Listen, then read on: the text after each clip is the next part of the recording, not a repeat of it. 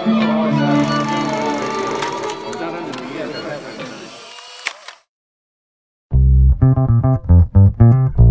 you're working and designing something new, does it happen in the studio? Does it happen outside? Does it happen in your dreams? Where does it happen? It happens anywhere really. The ones that happen in the dreams don't tend to actually be that good.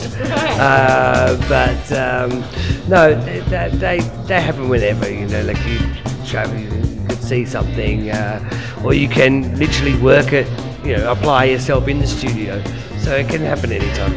So the Swedish house music, is that still one of your inspirations? Or are you still listening to that? Swedish house music, I don't think it was throughout. There was a bit of that, You know, of course, it's just a good rhythm to work to.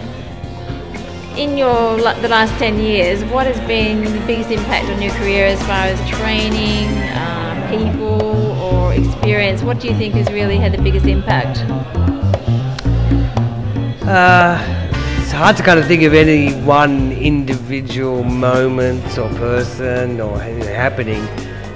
It's rather just a progression, or a lot of little things, a lot of steps that have made up the journey. And I think that there are turning points. I think that obviously moving to America from Australia to study a master's degree at the Brodie Neill School of Design was a huge step. It opened the international kind of career for me, but I wouldn't have been able to do that without the basis of what I gained in Tasmania, learning furniture making as a teenager, developing that through the University of Tasmania in a very experimental and sculptural way of learning with the materials in your hand.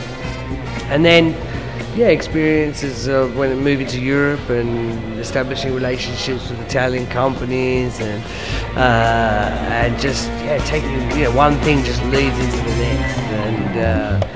And I'm a strong believer of making the most of every opportunity. So, what part of the design process gives you the most happiness?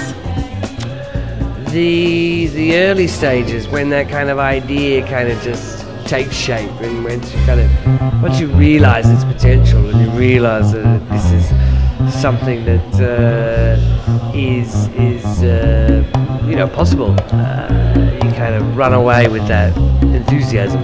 Do you think your Australian background or growing up in Tasmania is something that's influenced your work or continues to influence it, or not so much anymore? No, I think the sensitivity to form was certainly established in Tasmania. That eye for detail, how to look at form in a sculptural way is definitely there. That's just inherent in me. I don't know how to explain it, but it just comes so naturally, so freely. So, and that's where I learned to really kind of, you know, be able to tap into it. So, it's a blessing. Thank you very much, Brodie.